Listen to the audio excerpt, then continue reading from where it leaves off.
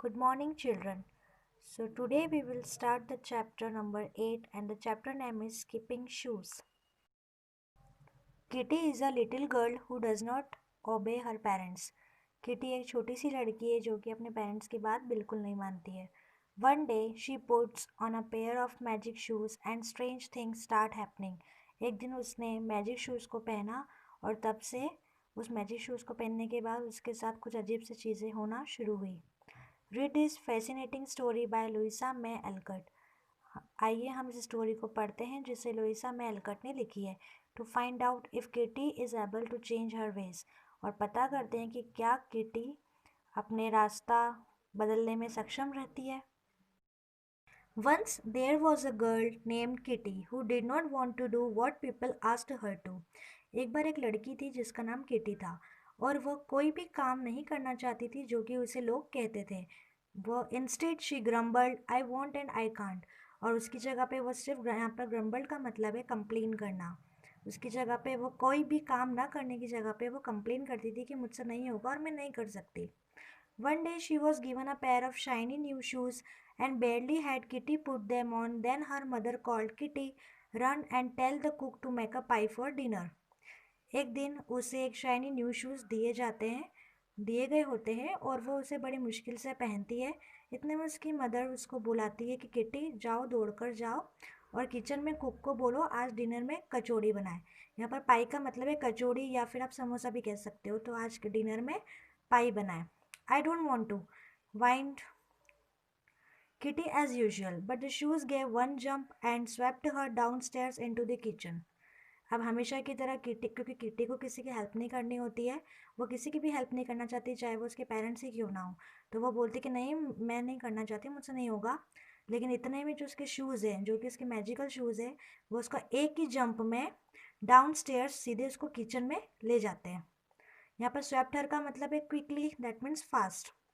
तो वो जो उसके मैजिकल शूज़ थे वो उसको एक ही जंप में सीधे नीचे की ओर किचन में ले जाते हैं. Breathless she gave the message and stared at the shoes, their bright button seeming to wink at her. वह हाफते हुए मैसेज तो दे रही थी कुक को, जो उसकी मम्मी ने कहा था कि डिनर में पाई बनाना. वो कुक को किचन में जाके मैसेज तो दे देती है, लेकिन उसके बाद फिर वो शूज़ को घूरती है और जो शूज़ में जो दो बटन्स होते हैं वो बिल्कुल आइस की तरह दिखते हैं. तो उसके जो चमकीले बटन्स थे वो उसकी तरफ पलक झपकाते हुए उसे दिखाई दे रहे थे. Just then her father said, Kitty go to the post office before school and get my letters. फिर उसी समय उसके फादर उससे कहते हैं, किटी जाओ, स्कूल से पहले आप पोस्ट ऑफिस जाओ और मेरे लेटर्स लेकर आओ. I can't started kitty but away went the shoes trotting briskly down the street.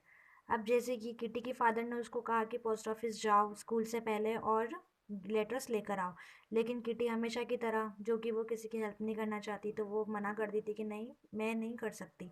लेकिन अब उसने पहन रखे थे मैजिकल शूज़ जो कि उसको एक ही बार में छोटे स्टेप में ही उसको सीधे रोड पर ले जाते हैं. यहाँ पर ट्रोटिंग ब्रिस्कली मतलब है moving with quick short steps, मतलब एक छोटे स्टेप में फास्टली उसको डायरेक्ट वो रोड पे ले आते हैं.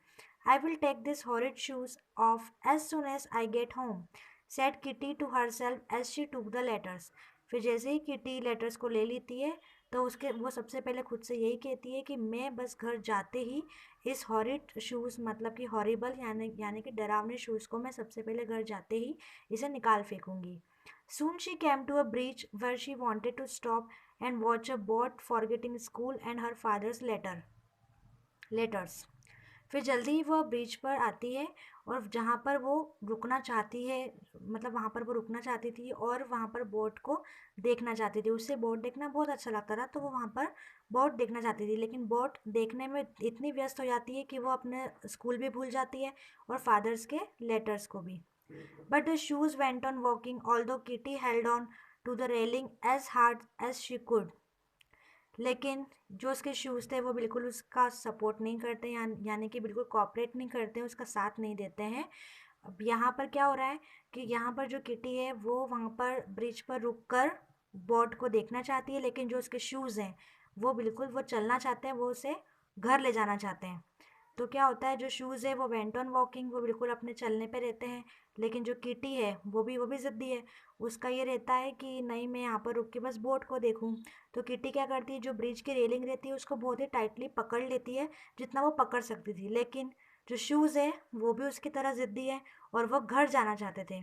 तो क्या होता है, जो किट्टी के साथ क्या होता है, फिर किट्टी को फाइनली उसको छोड़ना पड़ता है रेलिंग को, और वो खुद को मतलब स्विफ्टली घर की ओर चलने लगती है। Back home, Kitty found that no matter how hard she tried, the shoes just would not come of.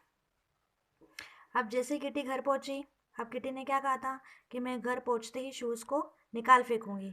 लेकिन उसने इतनी कोशिश करी तो फिर भी शूज़ बाहर नहीं आए, मतलब शूज़ उससे निकले ही नहीं। वो उसके शूज़ उसके पैरों में ही जकड़े रहे। Time for school, called mamma from upstairs. फिर ऊपर सीढ़ियों से उसकी मम्मा उसको बोलती है कि अब स्कूल का टाइम हो गया है kitty. Before she could say I want the magic shoes whisked her off to school. उससे पहले कि वो ना कर पाती, इतने में तो जो उसके मैजिकल शूज़ है उसको सीधे स्कूल ले जाते हैं। At break time a girl knocked down the house of corn cob she had built and made Kitty angry. अब स्कूल में जो ब्रेक टाइम था उसमें जो एक लड़की थी, वो किटी के बनाए हुए कॉर्न कॉब से घर को नीचे गिरा देती है, जो कि किटी को बहुत गुस्सा आया। मतलब उस लड़की ने किटी को बहुत गुस्सा दिला दिया। Now I will kick yours down Dolly. जिसने किटी का घर गिराया था उसका नाम था डॉली। तो किटी डॉली से कहती कि अब मैं तुम्हारा घर किक मार के नीचे गिराऊंगी। अब वेंटर हर फुट, अब वो जैसे किटी अपना फुट ऊपर उठाती है, but it did not come down, लेकिन वो नीचे नहीं आ पाता उसका पैर। It stayed in the air as if she were going to dance. और उसका जो पैर है, वो जो उसका जो फुट है वो बिल्कुल हवा में ही रह जाता है, और ऐसा ऐसा दिख रहा था कि जैसे कि जो किटी है वो डांस करने जा रही थी। The children laughed and finally she said to Dolly, never mind, I will forgive you. अब जो बच्चे हैं वो ये दृश्य देख के हंसने लगते हैं।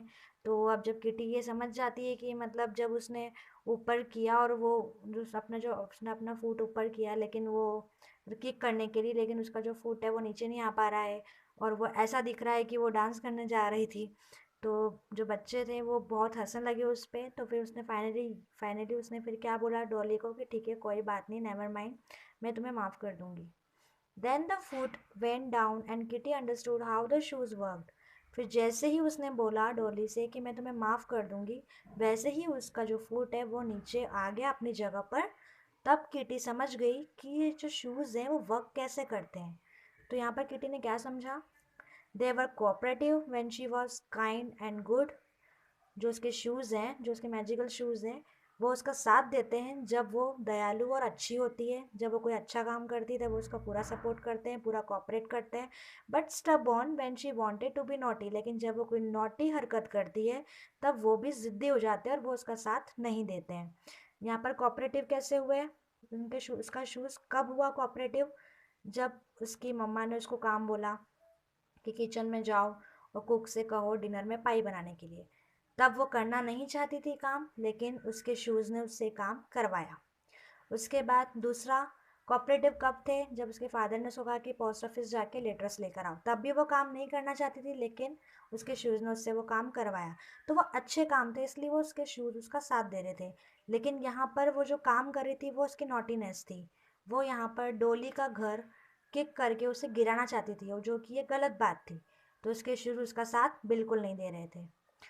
So to check this, when one of the children's ball bounced over the hedge, she said kindly, "Perhaps I can get it for you."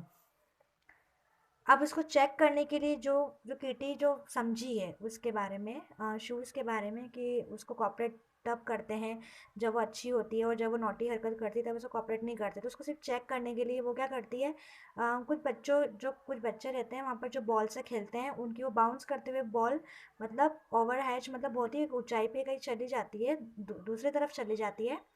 तो वह क्या करती है, चेक करने के लिए वह बहुत ही प्यार से उनको कहती है कि उन बच्चों को कहती है कि मैं तुम्हारे लिए बॉल लेकर आती हूँ।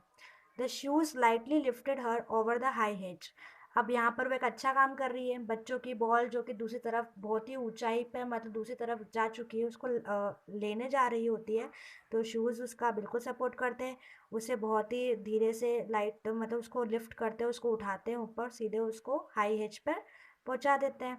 How could you do it, cried the surprise children. अब वो जितने भी वहाँ पर बच्चे रहते हैं वो बिल्कुल एकदम आश्चर्य होकर इसको देखते हैं कि तुमने ये कैसे किया, तुम्हें कैसे कर सकती हो, ये कैसे हो सकता है ऐसा।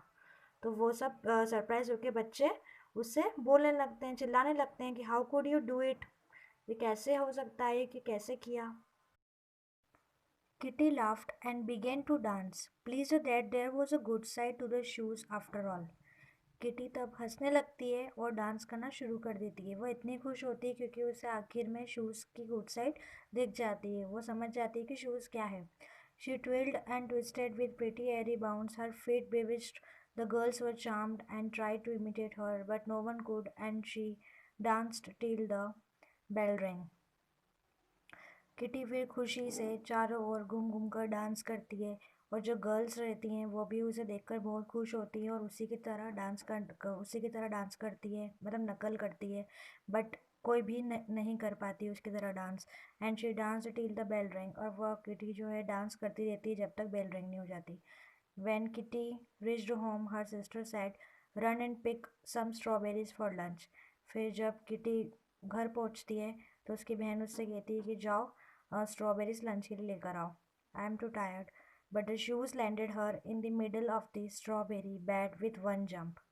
फिर किटी कहती कि मैं बहुत थक चुकी हूँ, लेकिन जो इसके शूज़ रहते हैं वो उसे सीधे एक जंप में ही स्ट्रॉबेरी बेड के बीच में लैंड करा देते हैं।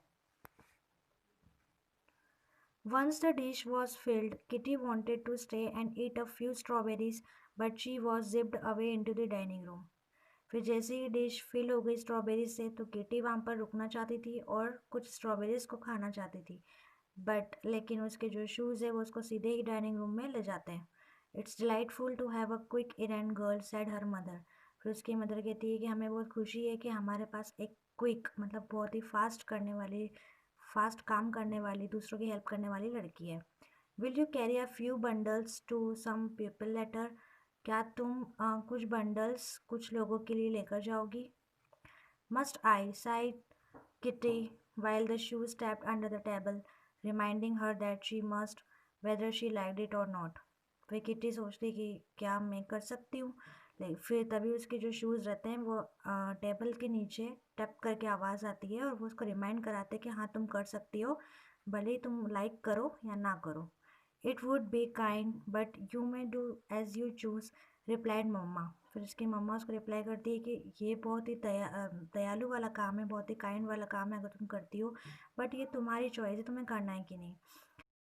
Kitty sat very still. She was deciding whether she would go pleasantly or be whisked about against her will. फिर जो किटी है तब वह वहीं बैठी रहती है और वह सोचती है, डिसाइड करती है कि क्या मुझे खुशी खुशी जाना चाहिए या फिर मैं अपनी मर्जी के खिलाफ जाऊँ। She finally said cheerfully, I will go, Mama, and later may I come back through Fairyland, the place where tall ferns grow in the forest. फिर वो फाइनली डिसाइड करती है किटी और बहुत ही खुशी से मम्मी को कहती है कि मम्मा मैं जाऊँगी, और वो ये भी पूछती है कि क्या मैं आते वक्त बाद में फेरीलैंड से होकर आऊँ जहाँ पर टॉल फर्न्स फॉरेस्ट में ग्रो करते हैं। Permission was happily granted and Kitty trotted away. और उसको उसकी मम्मा ने उसको उसको जो परमिशन मिली वो बहुत ही खुशी से उसको परमिशन मिली, और वह किटी फिर वहाँ से फास्ट मतलब तेज़ी से वहाँ से दूर चली गई। Just as the clock struck 4, away went the shoes over the pool, the hill, and the road, till Kitty reached home. फिर जैसे ही 4 बजने की क्लॉक से एकदम से आवाज़ आई, वैसे ही उसके शूज़ ने उसे पूल से होकर, हिल से होकर और रोड्स तक उसको उसके घर तक पहुंचा दिया। She never forgot the lesson she had learn. और इससे किटी कभी भी वो लेसन नहीं भूली जो उसने उस पूरे दिन में उसने जो लर्न किया। कि जैसे कि हमें इस कहानी से क्या शिक्षा मिली कि हमें दूसरों की हेल्प करना चाहिए, जब भी हम दूसरों की हेल्प करते तो हमें बहुत खुशी मिलती है। इसलिए हमें सबकी, बड़ों की बात मानना चाहिए, फैमिली की बात मानना चाहिए, पेरेंट्स की बात मानना चाहिए, और हमें सबकी हेल्प करना चाहिए, हमेशा हेल्प करने के लिए रेडी होना चाहिए। So this was the story of this chapter.